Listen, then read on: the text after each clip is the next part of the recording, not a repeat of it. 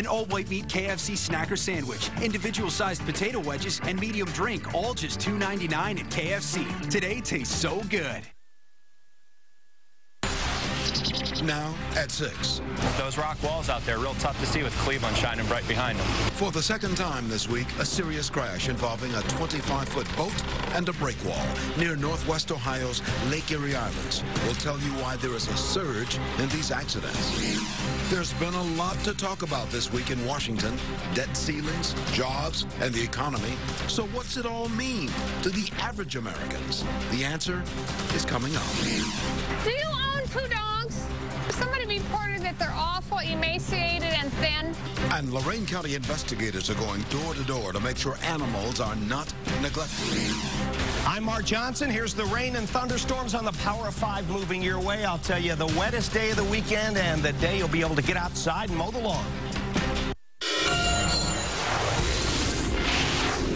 News Channel 5 on your side starts now.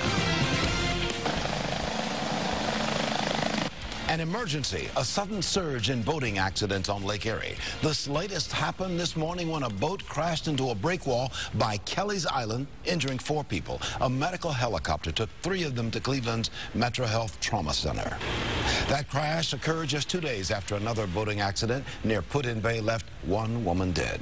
News Channel 5's Paul Kiska has the latest information on this morning's crash and what Coast Guard officials say about staying safe on the lake. Well, investigators say that alcohol was a factor in this morning's boating crash near Kelly's Island. They say they expect to file charges in that accident. Now, boating experts say because we had so much bad weather and rain and storms into the middle of July, it seems now like a lot of boaters are trying to cram 4 months of the boating season into the final 3 or 4 weeks of the summer season.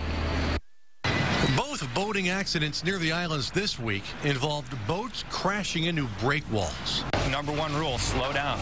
Take your time. Tim Lieb with the Cleveland Coast Guard says boaters need to check their nautical charts.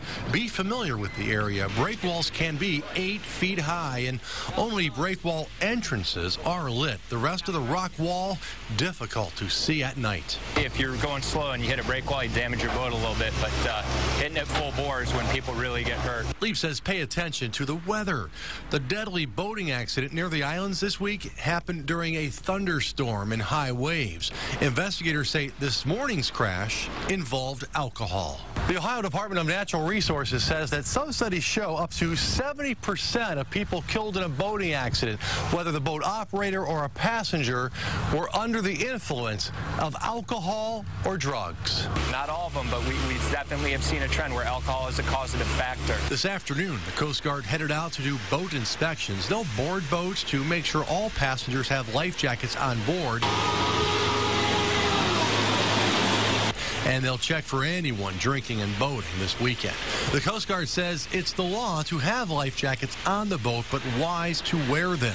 With the water temperature around 80 degrees, a life jacket could buy you enough time to be rescued. We always do at work, but even on my own personal boat, if I'm moving, I'm wearing it. Unfortunately, I've seen a lot of instances where people would have been going home had they just put a life jacket on.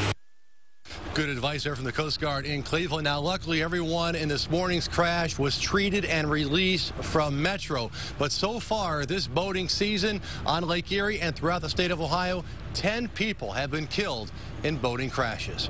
Reporting live downtown, Paul Kiska, News Channel 5.